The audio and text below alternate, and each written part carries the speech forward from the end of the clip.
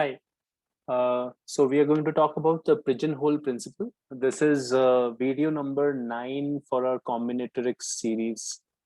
Uh, so we'll continue with working with different concepts and trying to learn different techniques for counting. And pigeonhole principle is a very important idea. It's very obvious to state, but really powerful technique indeed. And we'll look at a couple of examples to understand this. So what does the principle say? So it says that if there are more than, say, k into r pigeons to be distributed into k holes, right? So k holes are there and greater than kr pigeons are there, then one of the holes must have greater than, actually, I have made a mistake, I think here. uh, I made a mistake here. One of the holes must have greater than R pigeons, obviously, right? So here it should be R, because then only you will have K into R, right? So what does this say? This says that suppose there are R holes, R of them, or K holes actually, K holes, and you have greater than KR pigeons. Then obviously if you just put R in each of the K holes, you'll get only KR. So the extra pigeon has to go in one of these holes. So some hole definitely has to have more than R pigeons in it, right? Now, if you put R is equal to 1, then you get a different condition. And you get, say, if there are more than K pigeons and K holes, then one of the holes has more than one pigeon. So sounds very obvious, but we will see the applications here and we can prove quite difficult problems using this principle. So let's go on to the examples. So the first question that I have is this: consider the sequence. Consider the sequence 1, 3, 7, 31, 7, 15, and 31, 15, 31, and so on. And it is obvious that the ith element here is 2 power I minus 1 of this sequence. Now let q be any odd integer. Q be any odd integer, then we have to prove that our sequence contains an element. Our sequence contains an element that is divisible by q.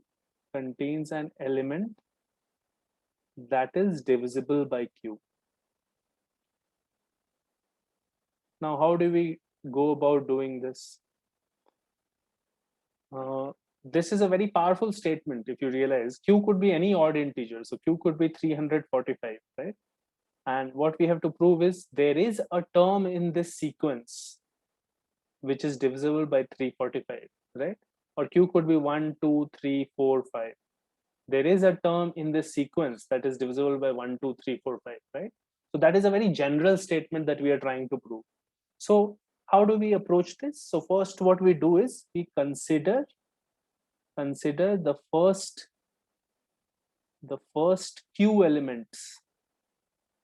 q elements of this sequence.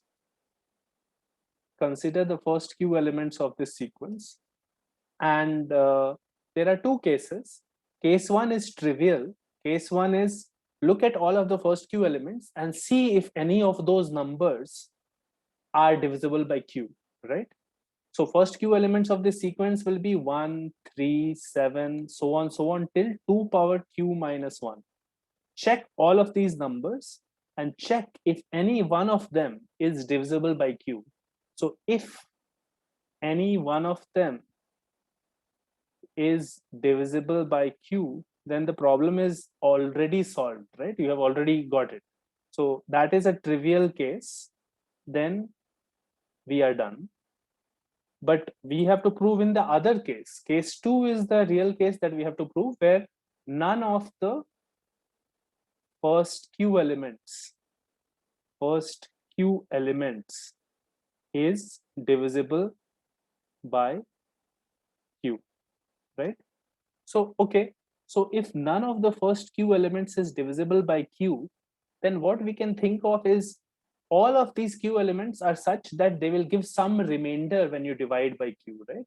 Because they are not divisible, so they must be giving some remainder if you divide those elements by q, right?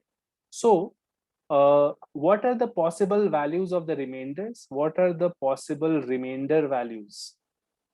Possible values of the remainders. If you divide each of the elements, the first q elements of the sequence by q, divided by q.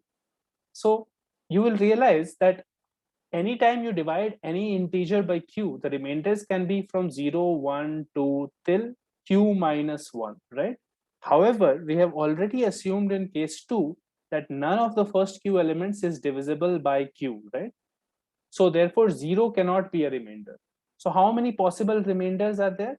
There are q minus 1 possible remainders now, right?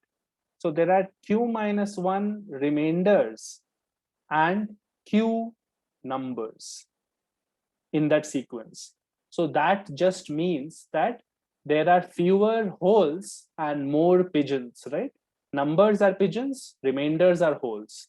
So what happens is two of the numbers must belong to the same remainder, must have the same remainder, right? So that is the application where pigeonhole principle comes in, and you just get that two of those numbers in the first q numbers must have the same remainder. So let's call them ai and aj, right? These are your two numbers which have the same remainder, right? So therefore we have ai is equal to some divisor di into q plus some remainder r, and aj is equal to some divisor dj into q plus the same remainder r, right? Therefore you can say ai minus aj is equal to di minus dj into q, right? So ai minus aj is a difference of two terms, right?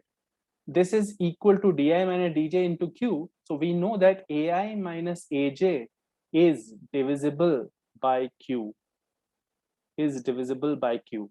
Now what is ai minus aj? We just wrote that each term ai will be 2 power I minus 1, and this will be 2 power j minus 1. So this is just 2 power I minus 2 power j. So we get that 2 power I minus 2 power j is divisible by q, right? So what I can do is I can take 2 power j common here and write 2 power I minus j minus 1. And that is also divisible by q, right? And that implies that since this product is divisible by 2, either this is divisible by q or this is divisible by q. But q is an odd number, right? Q is odd. Therefore, 2 power j is not divisible by q. And if 2 power j is not divisible by q, then since the overall product is divisible by q, you must have 2 power I minus j minus 1 is divisible by q. And 2 power I minus j minus 1 is a term in the sequence. This is ai minus j, right? So we get that ai minus j is divisible by q. And that proves our statement, right? So that was a fairly interesting way in which we have proved it. We proved it by taking the first few elements of the sequence and proving by pigeonhole principle that two of them must have the same remainder. And if they have the same remainder, in case 2 was the case when the first q elements were not divisible by q, right? If they have the same remainder, then we prove that ai minus j is a term in that sequence which is divisible by q. So that finishes this problem off pretty easily. Let's look at another example. Question 2 that I have for you is this. So let us arbitrarily select n plus 1 distinct integers, from the set 1 2 till 2n, right? You are basically going to select randomly n plus 1 numbers from this set. What I want to prove, the first thing that I want to prove is there is at least one pair of selected integers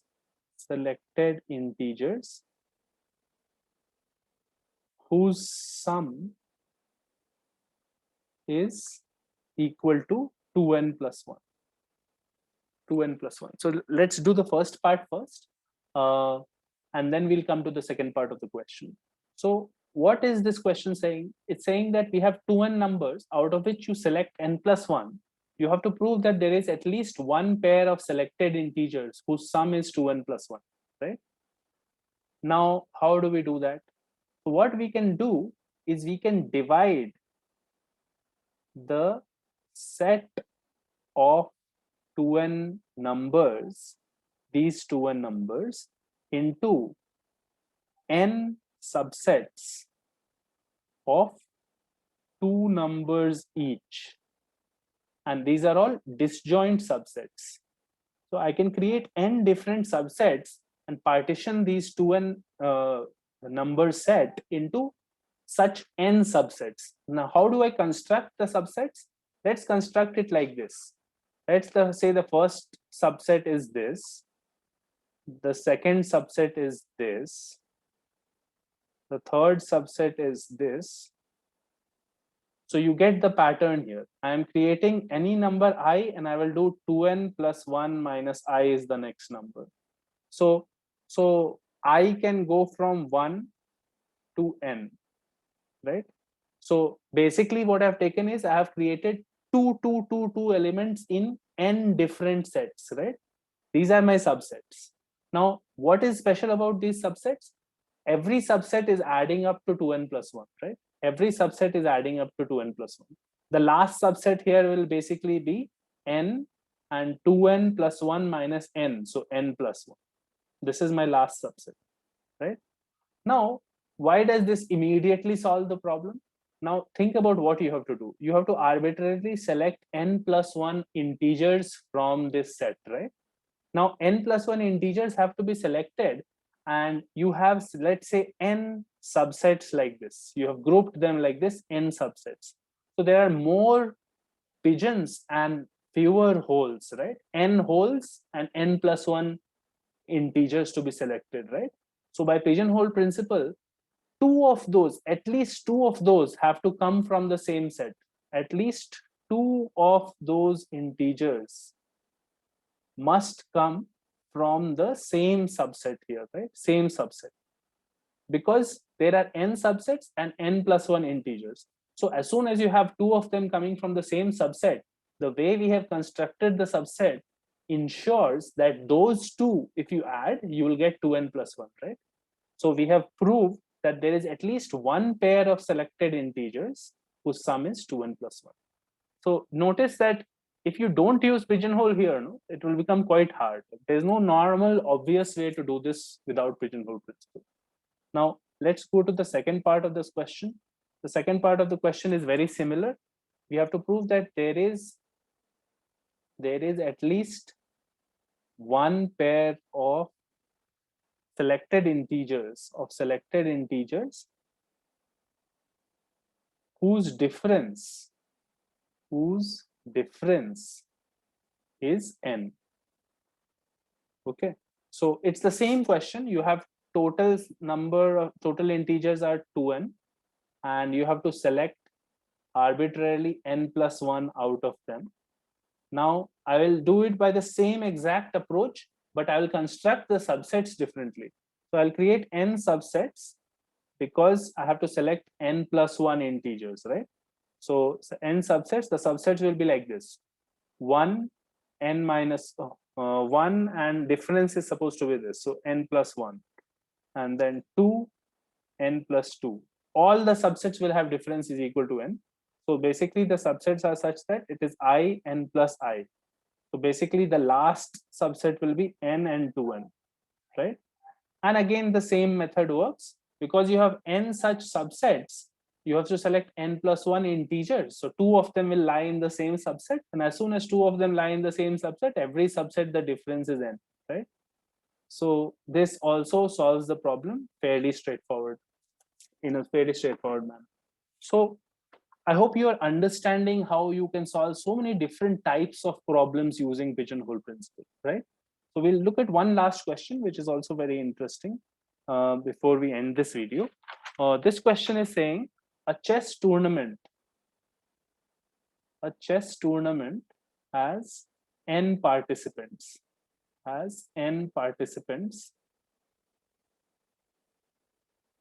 okay, and any two players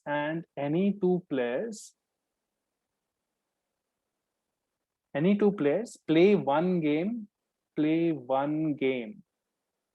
against each other, right? Okay, now what we have to prove is that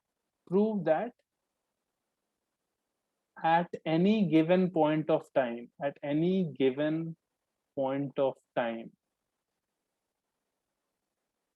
there are at least two players who have finished the same number of games. So again, a very interesting problem, because I mean, there is no standard approach to start this. Like, there are n participants, and any two players play only one game against each other, right? So eventually, each player is going to play how many games? Each player will play against all the remaining n-1 players. So maximum number of games for a player is n-1,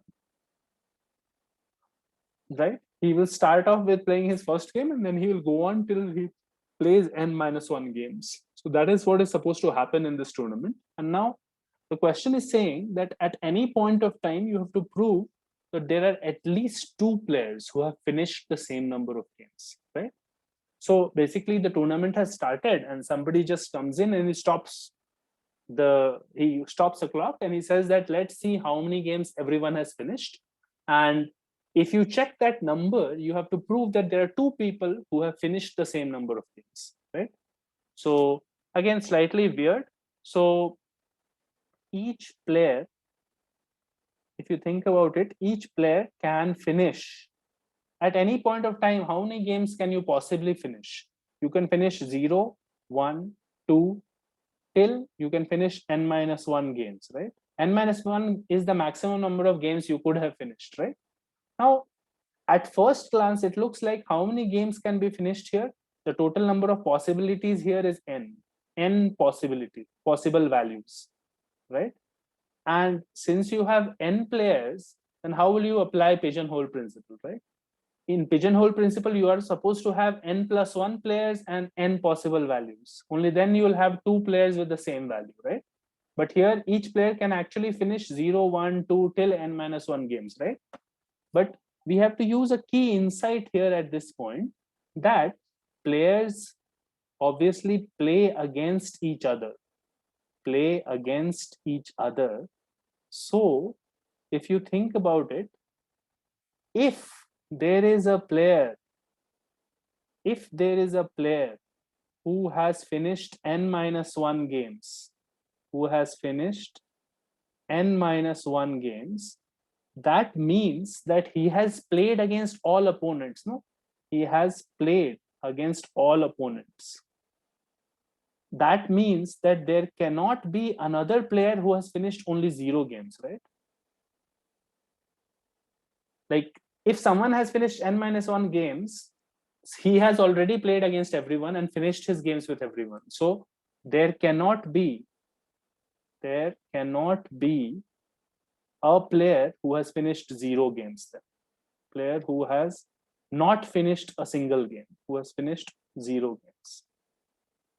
So what this means basically is that in this set of possible values, these possible values are what?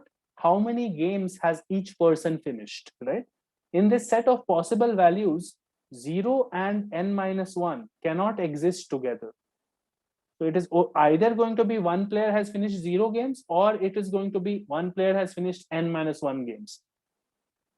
It cannot be both together at the same time. So that is the key logic that ensures that the number of possible values here is not n, but actually n minus 1. It is either going to be 0 or it's going to be n minus 1, but not both together. So n minus 1 possible values, and how many participants are there? N participants. So by pigeonhole principle, two of those participants must have the same possible value as the number of games that they have finished, right? So pigeonhole principle now proves that at least two people are there who have finished the same number of games, right? Because the number of values here is not actually n, it is actually n minus 1 because of this insight. So very powerful, very deep stuff, because there is no other standard way to approach this. You only have to do this pigeonhole principle. So I would recommend you guys to check out problem sets on this. There are a lot of problem sets that are available online. If you go to AOPS, you'll get a lot of problems on this as well. So I hope you understood what the idea behind this principle is. And I hope you can solve problems based on this after this video. See you next time. There are a couple of more videos that are coming out for theory of equations. So the theory of equations course that we are planning will have basically, so I'll just outline that a little bit for you guys. Theory of equations course will have cubic, quartic equations, solutions. Then we will go on to polynomials in a little more detail. Eventually, I want to get to a place where we can prove that a quintic equation has no quintic, or degree 5 equation has no solutions, no general solutions in terms of radicals. So actually, this is a very famous result that was proved by the mathematician Abel in 1826. And this is the foundations of Galois theory. So I want to eventually end this theory of equations course by proving this. But in the meantime, before this, we'll do a lot of polynomial stuff, because you need all of that theory to build up to this point, this proof, right? So polynomials here, it will have Olympiad problems on polynomials. And we will also be doing a little bit of group theory, fields and rings, a little bit of abstract algebra that is essential to get to this proof. So eventually the target is this, but there is a lot of useful stuff before that that will be very relevant for all of your Olympiads and all. So I hope you guys are excited about this course, and I am very excited. So that is the plan for the theory of equations course. You will find videos on it by Wednesday or Thursday. Follow up to that would be the inequalities course. Once we hit 600 subscribers, I have a very detailed inequalities course planned. So it is on hitting 600 subscribers. So this inequalities course will have basically all of the standard inequalities that you need for Olympiads, plus greater than 100 contest problems that we will solve. So a lot of problems, a lot of experience that I have that I can share here about inequalities. So we will do that after we hit 600 subscribers. So please like, share this information with your friends, join the channel, and I look forward to creating more great content for you guys. See you next time. I hope you understood something from this video.